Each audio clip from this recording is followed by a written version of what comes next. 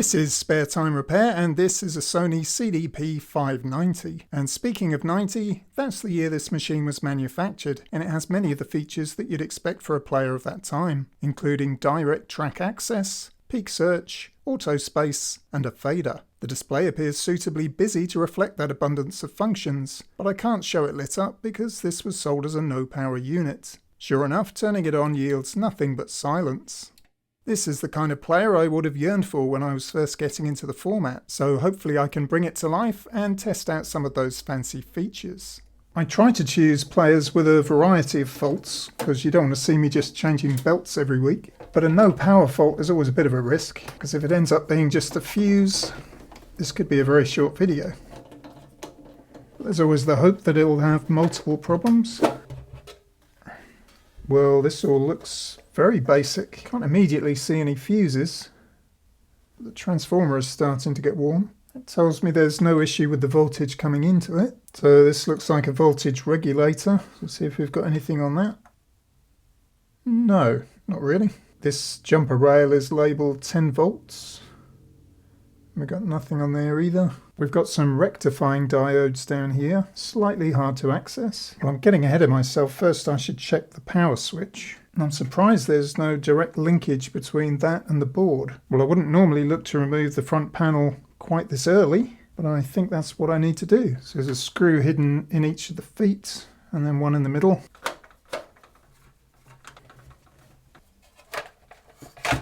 Just need to unscrew this grounding wire to release it. Might as well pop that screw back in. Thankfully the tray front doesn't have to come off first, because that would have been a problem. So let's disconnect this flat flex as well. We've got another grounding wire on this side.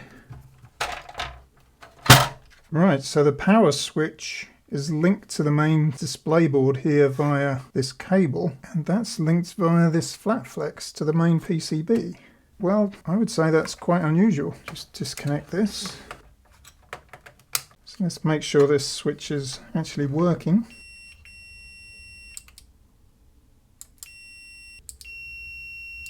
So no problems there.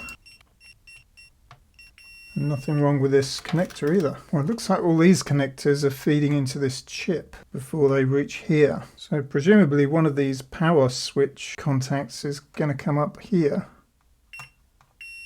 Yeah, it's that third pin there. Well, I think I'm going to need the service manual for this one, so hopefully there's one online. Well, I did find the service manual, and it seems that the problem's more likely to be on this board, but in order to probe it properly, I think I need to remove it. So thankfully that doesn't look too difficult. Completely remove the transport with just that cable. Have to unscrew the RCA jacks as well. And looks like we've just got this plastic post in the corner. And we're free. Having looked closer at the service manual, there are actually two circuit protectors. I've marked them here with silver dots. They look like transistors, but they only have two legs. So I would guess that either one or both of those is blown open. So this is the first one. That's okay. Here's the other one. Well, that's unexpected. I'm going to carefully plug this in and check we've got our AC voltage, which we do. So that's going into the transformer. Well, we've got some bulky capacitors in and around the transformer, so we should definitely check those. Let's try this one. Take a while because it's a big one. Yeah, that looks okay. So does that one.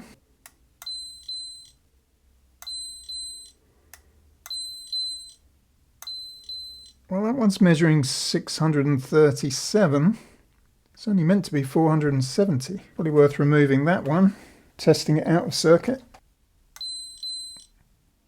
Absolutely fine. When I say that, it's meant to be 470, but it's not likely to cause a power problem. Well, let's replace it anyway. This new one should be a lot closer.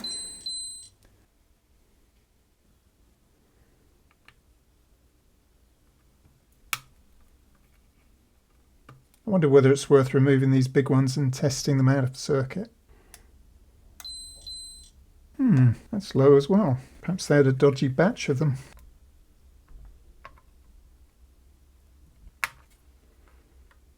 Well, I hope these big ones are okay, because I don't have anything of this size. I don't know what the tolerance is on these, but again, it's a bit low. So this should be 2200 microfarad. Again, well under. Well, I'm going to assume they're okay, but cumulatively, if all your capacitors are a bit low, that can't be good.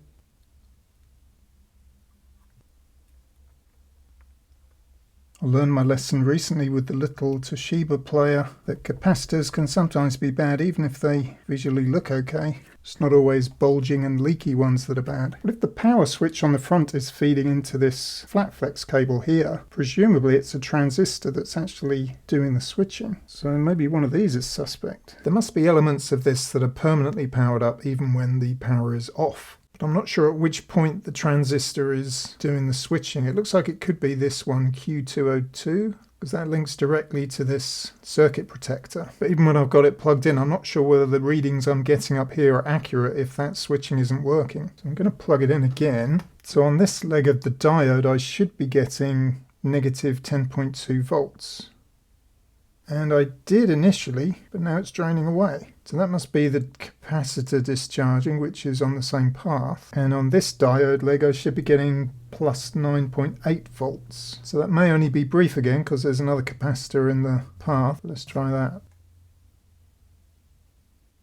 Well, it started off higher, didn't it? But anyway, that suggests to me the transformer's okay. I think I'm probably right to look at these transistors next. My number one suspect is Q202, this one here. That's connected directly to the transformer. So I'm going to remove that one first. It's nice that everything's labelled on both sides of the board.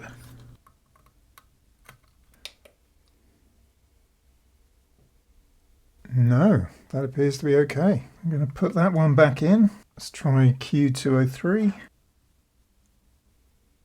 No problems there.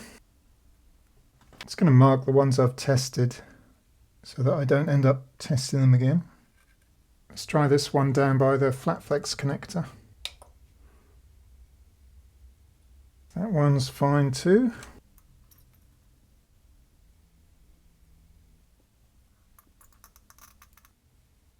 We're not having much luck so far.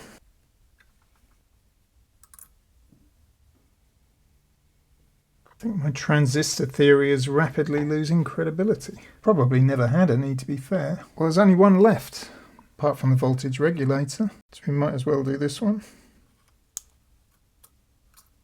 Well, I'm not hopeful. Well, we are eliminating possibilities, if nothing else. Maybe it is a problem with the rectifier diodes. I think I need to test them out of circuit.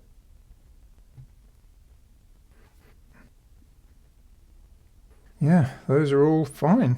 There was another diode in here, so I've removed that, and that's testing fine as well. That voltage regulator is fine also. And I'm beginning to suspect it's a bad chip, probably this one. Although this IC202 could be at fault as well. I mean, these ones are closest to the power supply, so that would make sense. So this is IC202, and pin 3 should be giving me negative 32 volts. This is pin 3. Absolutely nothing. But is that just because that circuit hasn't been switched on via the power switch? So this is the schematic for IC201, which is this Mitsubishi chip here. I'm going to turn it upside down because that's the orientation with pin 1 bottom left. Sorry, it's hard to get all this in the shot. We should have negative 10.2 on pin 1.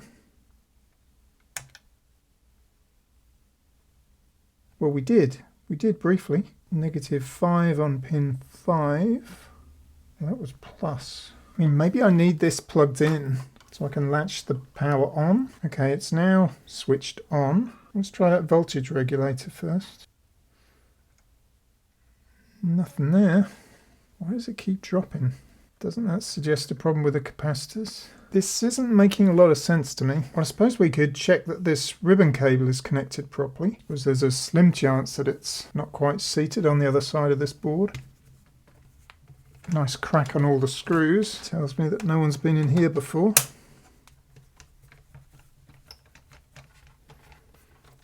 Oh, I missed a screw. Couldn't see it behind the foot. Well, that was in there tightly. Bad news is I think our connector is fine.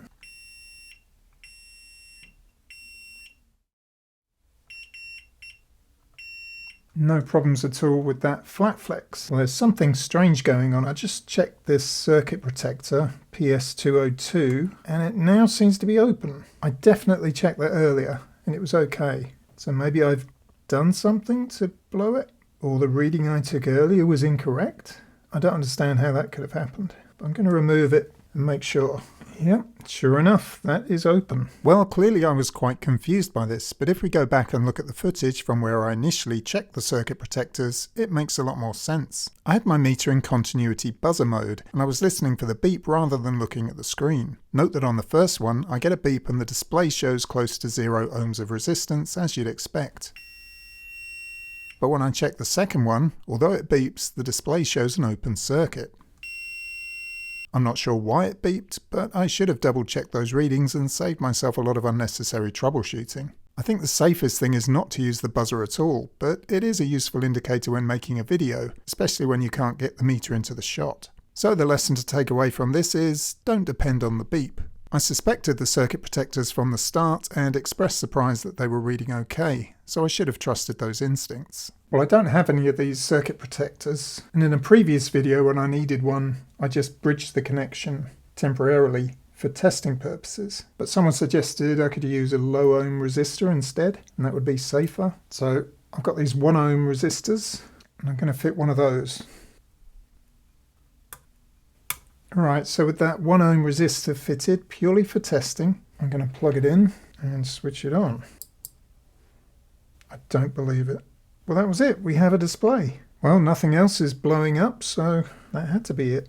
Well, obviously I need to get some of those circuit protectors ordered. A useful thing to have anyway. But while I've got it apart, I'm going to give everything a good clean. Then we can reassemble and see if it will actually play a disc. Well, annoyingly, all these buttons are plastic welded in. You just can't remove them. That's pretty unusual. I mean, I can still clean it, but it'll take a lot longer to dry. And these little circuit protectors, by the way, are not easy to come by. I found some on eBay from Canada, but they're about $5 each. And then you've got import duty. I don't understand why these aren't just a cheap off-the-shelf part. Well, in the end I managed to find this selection box on eBay with lots of different values. It was still over $30 with shipping and taxes, but a lot more economical, and it should last me a long time. I'm going to spray up all these buttons. They're probably okay, but since this front panel is such a pain to disassemble, I don't want to put it back together and then find it's a problem.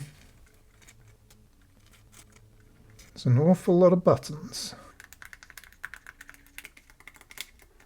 Well, it's been about an hour since I cleaned this, and it's not entirely dry, but I think it's dry enough to reassemble.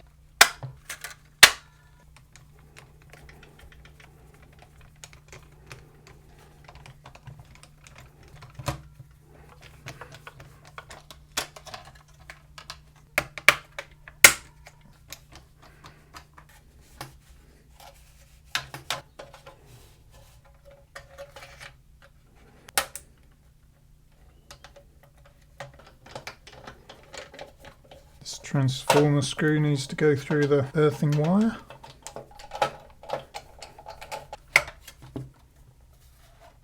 More grounding wires to attach. Then it's just the headphone socket and these 2 flat flex cables.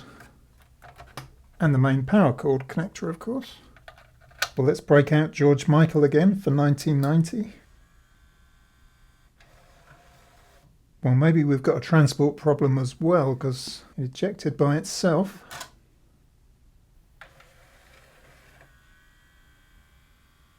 Yes, we do. So it looks like we need to do a belt change as well. So let's disconnect this again. And it looks like to remove the disc clamp, I need to remove these 2 screws at the bottom. In fact, let's take them all out. I never noticed there was an access hatch at the bottom. There's also a screw slot in this gear here so that you can manually eject the tray with a screwdriver from underneath. So there's 2 clips here and here which we can just pinch together. Same on the other side. And then the tray just comes off the top. Yeah, I'm not surprised that belt wasn't working. So we can just slip off these two gears. As is usually the case, my belt is thinner than the original, but it should do the trick. I've had a really hard time finding thicker belts. I think they'd be easy to come by. This tray's pretty dusty, so I'm going to give that a clean before I refit it. That's better.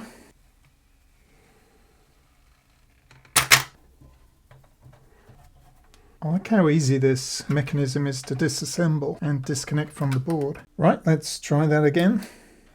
Well, the disc platter lifted up that time, which is a good sign, and it says no disc.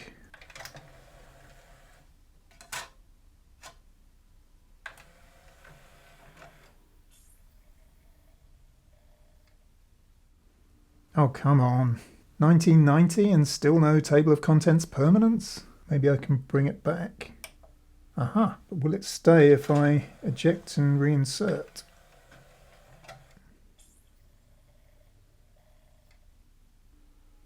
No, of course it won't. Let's check our output through the headphones first of all. Uh-oh, interesting. Skipping all over the place. Yeah, we certainly have a problem here. Well, I didn't clean the sled rails. Maybe that's the problem. I don't know why, but in my head I think 1990, that's pretty recent. They won't have any big problems. 1990 does not feel like 35 years ago to me. I have to say it feels very smooth. Well, I'm pretty sure this isn't the problem, although there is quite a big blob of grease at the bottom here. Well, I think I can remove this sled rail by moving this piece here and sliding it out.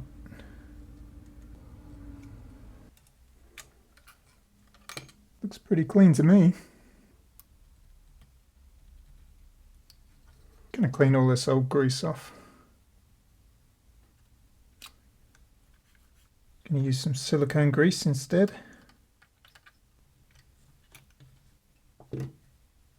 These bushings are too small to get a cotton bud through.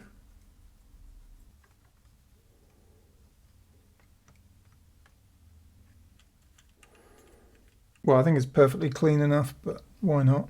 Interesting that all the adjustment pots for this device are on the mechanism rather than the main PCB. There's 3 at the end here, another couple down here. That doesn't seem very convenient. We probably can't see it very well, but there's a limit switch down here, but it's the shrouded type. It's got a sort of plastic hood on it. Yeah, I think that's okay. Oh, we've got 2 more limit switches here. Well, if that hasn't worked, we'll have to go through the service manual and look at the adjustments. Well, I'm not going to screw it down this time, so I've got a feeling it's coming out again. Will that be any improvement?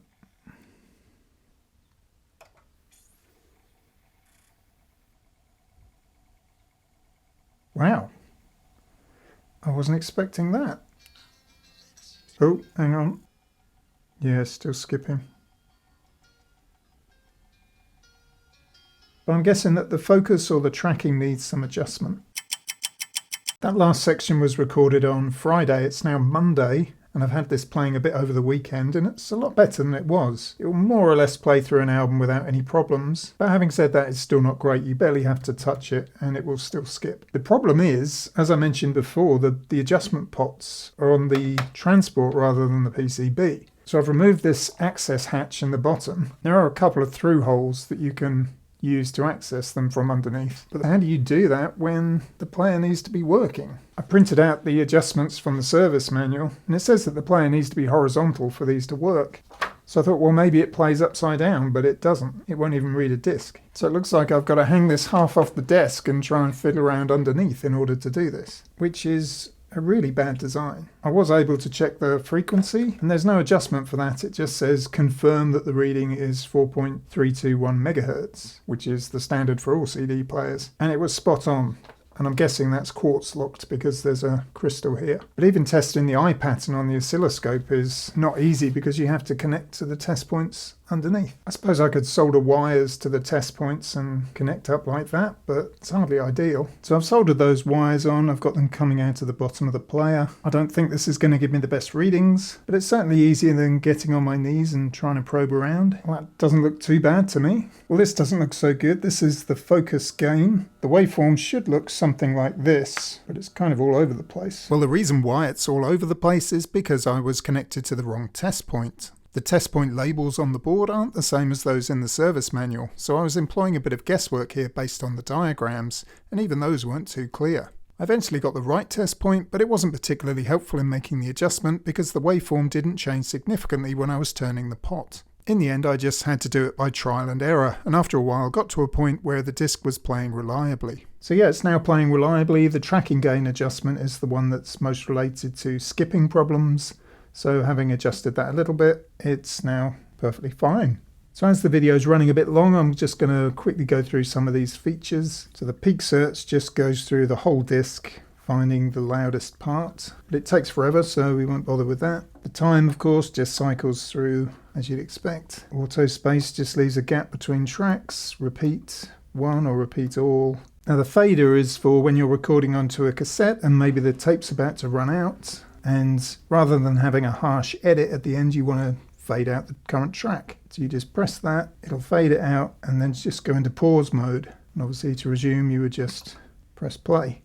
That fade amount is adjustable. So if I press it now, it says 5 seconds, and then I can increase that with the fast forward button. That will go up to 10 seconds or as low as 2 seconds. Fades in as well, so if you're playing a track, you could fast forward to the point you want to start at, press pause, then press the fader, and it will fade in from that point. Shuffle, of course, speaks for itself. And then to cancel it, you just press continue. And these separate edit and time set buttons are for when you're recording onto a cassette. You can cycle through the different tape lengths, and then it'll tell you which tracks fit on side A, and which tracks are going on side B. And if you've got an unusual length cassette, you can actually type in the value yourself. I feel like I've been all round the houses with this one, but the end result is a nice sounding, well-featured CD player and a few more lessons learned.